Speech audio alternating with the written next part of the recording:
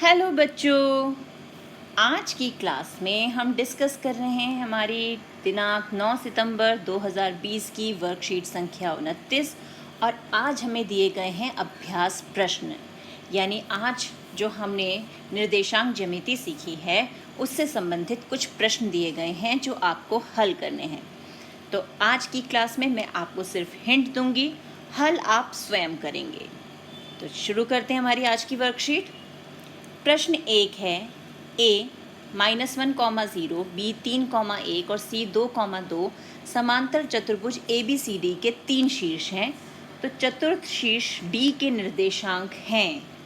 अब यहाँ पर उन्होंने स्पेसिफाई किया है समांतर चतुर्भुज, यानी समांतर चतुर्भुज कुछ इस प्रकार से है। ये हमारा समांतर चतुर्भुज हो गया, ये हो गया A, ये हो गया B, ये C और ये D। और उसके शीर्ष दिए हुए, यानी ये है -1,0, ये है 3,1, ये 2,2 और D के हमें शीर्ष नहीं पता, उन्हें हम x, y ले लेते हैं। तो समांतर चतुर्भुज की मैंने आपको लास्ट क्लास में एक विशेष प्रॉपर्टी बताई थी कि उसके विकर्ण एक दूसरे को समद्विभाजित करते हैं, यानी विकर्णों का जो मध्य बिंदु होता है वो कॉमन होता है। तो यहाँ भी आप उसी मध्य बिंदु फॉर्मूले को यूज़ करते हुए प्रश्न को हल करेंगे। कैसे? अगर हम BD के मध्य बिंदु निकालें तो BD का मध्य बिंदु क्या होगा? x जमा 3/2 x के लिए, और y के लिए होगा y जमा 1/2। ये हो गए हमारे BD के लिए मध्य बिंदु। और जब हम AC के लिए निकालेंगे तो AC के लिए क्या हो जाएगा? -1 जमा 2/2, और अब y को जोड़ा तो 0 जमा 2/2। अब हमें क्या करना है? एक बार इसके x वाले निर्देशांक को AC के x वाले निर्देशांक से कंपेयर करना है। उसी प्रकार y वाले निर्देशांक को AC के y वाले निर्देशांक से कंपेयर करना है। तो हमारे पास दो समीकरण बन जाएगी, एक से हमें x का मान मिल जाएगा, एक से y का, और फिर हमें देखना है कि हमारे option A, B, C, D में से सही ऑप्शन क्या है। तो कर सकते हैं इसे हल। अब आ जाते हैं हम अपने दूसरे प्रश्न पर। बिंदु P 4,3, Q -5, -1 और T 2, -2 निम्न त्रिभुज के शीर्ष हैं। यानी हमें बताना है कि ये कौन से त्रिभुज के शीर्ष हैं। समबाहु त्रिभुज है, समद्विबाहु है, विषम बाहु है, या कोई त्रिभुज बन ही नहीं रहा। तो इसके लिए हमें क्या करना है? हमें निकालने हैं दूरियां। कौन सी दूरियां? जैसे ये त्रिभुज है हमारा PQT, तो एक बार हम PQ की लंबाई निकालेंगे, एक बार QT की और एक बार PT की। और ये हम किससे निकालेंगे? हमारे दूरी सूत्र से। दूरी सूत्र याद है ना? क्या है हमारा दूरी सूत्र? x2 - x1 का whole square plus y2 - y1 का होल स्क्वायर और उसका वर्गमूल। ये हमारा दूरी सूत्र है। दूरी सूत्र से आप तीनों लंबाई निकालोगे। अगर तीनों बराबर हैं तो समबाहु त्रिभुज, दो भुजाएं बराबर हैं तो समद्विबाहु, कुछ भी बराबर नहीं आया तो विषम बाहु, और फिर अगर ये एक ही संरेखी हुए तो कोई भी त्रिभुज नहीं बन सकता। तो दूसरा प्रश्न भी आप ट्राई करेंगे। फिर तीसरा प्रश्न तो बहुत ही ईजी है। बिंदुओं A, 2A और -A, के बीच की दूरी, यानी दोबारा से हमें दूरी सूत्र का प्रयोग करके इनके बीच की दूरी निकालनी है। इस बार संख्याएं नहीं दी हैं, हमें क्या दे दिए हैं? A, 2A। तो ये x1, y1 हो गया और ये x2, y2 हो गया। फॉर्मूले में रखना है और दूरी निकालनी है। अब चलते हैं हमारे चौथे प्रश्न की ओर। चौथा प्रश्न है, निम्न में से कौन सा चित्र संरेखी बिंदुओं को दर्शाता है? संरेखी का मतलब कि जो एक रेखा का निर्माण करें, एक ही लाइन में आए।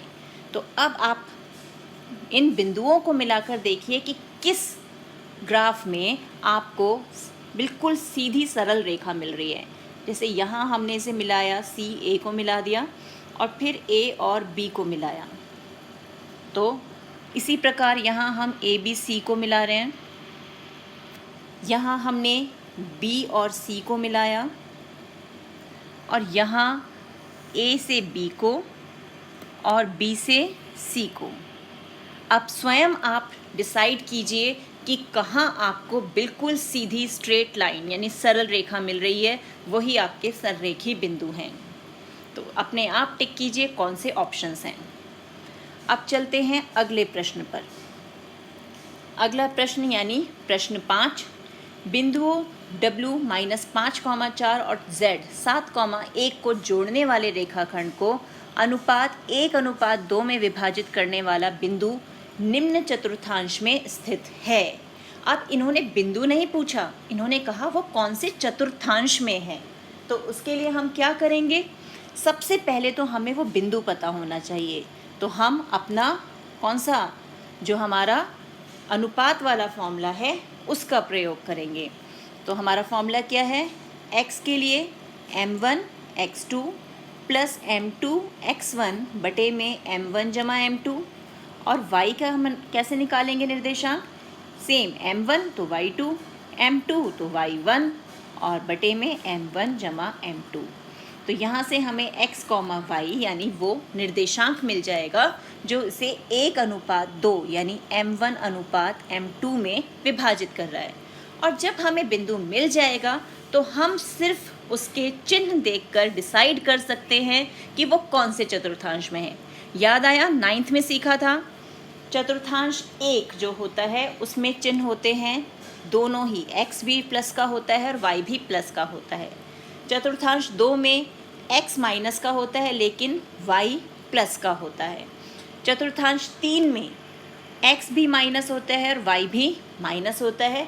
और चतुर्थांश 4 में x तो प्लस में होता है लेकिन y हमारा माइनस में होता है। तो आप जो आपको निर्देशांक मिलेंगे उनके x और y के चिन्ह चेक करेंगे और फिर डिसाइड करेंगे कि वो कौन से चतुर्थांश में हैं। क्लियर ये। अब आ जाते हैं हम अगले प्रश्न 6 में। संलग्न चित्र AC वर्ग ABCD का विकर्ण है। अन्य 2 बिंदुओं के निर्देशांक B और D के निर्देशांक निकालने हैं। तो पहले तो हम इस विकर्ण से वर्ग को कंप्लीट करेंगे। तो अब वर्ग की चारों भुजाएं बराबर होती हैं, है ना। तो यहाँ पर हमारा कितने इकाई हैं, 1 2 3 4 इकाई है यहाँ पर। और y एक्सिस पे भी 1 2 3 4 यानी 2 भुजाएं तो हमारी बराबर हो गई। अब हमें क्या करना है, ऐसे ही 4 और चलना है और 4 ही यहाँ से हम यहाँ तक चलेंगे। तो ये बन गया अब हमारा A और ये B और ये C और फिर D। आपको मैं बार बार बताती हूँ कि हम एक ही सीक्वेंस में चलते हैं, A फिर B फिर C D। नहीं, या ये नहीं करना हमें कि A यहाँ लिख दिया, B यहाँ लिख दिया, फिर C यहाँ लिख दिया। नहीं, हम या तो क्लॉकवाइज चलेंगे या एंटी क्लॉकवाइज चलेंगे। तो अब ग्राफ में से देखकर ये है 1, ये 2, ये 3, ये 4, ये 1 2 3 4। अब ग्राफ से देखकर आप B के निर्देशांक निकाल सकते हैं, बिल्कुल क्लियर दिख रहे हैं यहाँ पर x कितना है, y कितना है। सिमिलरली D के निर्देशांक, D कितना है यहाँ पर, D हमारा मूल बिंदु है। मैंने और हिंट दे दिया, D हमारा मूल बिंदु है, तो इसके निर्देशांक क्या होंगे। तो ये यहाँ से आपको निर्देशांक देखने हैं। अगला प्रश्न है, x तथा y के मध्य ऐसा संबंध ज्ञात कीजिए कि बिंदु x y बिंदुओं 4, -4 और -2, से समदूरस्थ हो।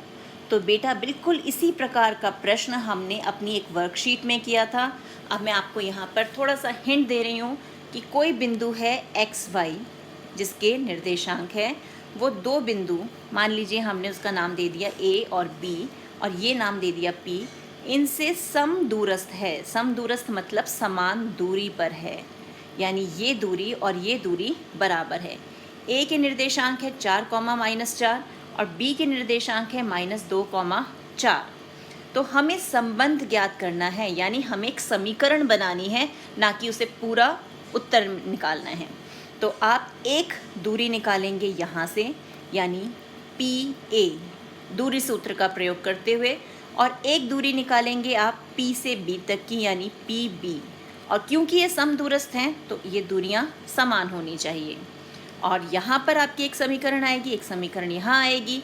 एक्स वाई को आप कहाँ रखेंगे, लेफ्ट हैंड साइड पर, और जो भी नंबर्स होंगे उन्हें आप ले जाएंगे राइट हैंड साइड पर।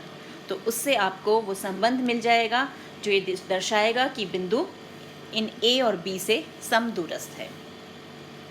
तो अब अपनी वर्कशीट को हल करना शुरू कीजिए। ये वर्कशीट पूरी तरह से आपके लिए है। आपको ये खुद अब तक जितना सीखा है उसके आधार पर हल करनी है। तो मिलते हैं एक और वीडियो में। तब तक keep practising and enjoy maths.